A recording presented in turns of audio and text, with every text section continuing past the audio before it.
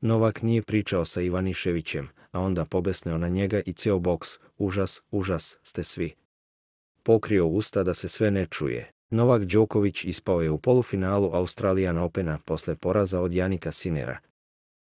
Đoković nije uspeo da pronađe svoju igru, posebno se mučio da čita servise Janika Sinnera, a imao je i problema i sa svojim servisom, što se najbolje vidjelo kada je stao.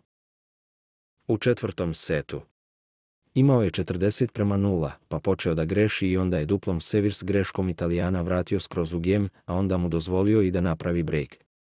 Tada je prvi put na meču i pobesneo, pa je sasuo uvrede ka svom timu od koga danas nije dobio dovoljno pomoći. Zanimljivo, do sredine trećeg seta Novak uopšte nije ni gledao tim. Čak ni komunicirao sa njima. Prvo je gunđao sebi u bradu, a potom je pokrio usta kako se ne bi moglo pročitati šta je govorio, ali utisak je da je bilo upućeno trenerima. Kako ste loši. Užas, svi, ponavljao je Đoković.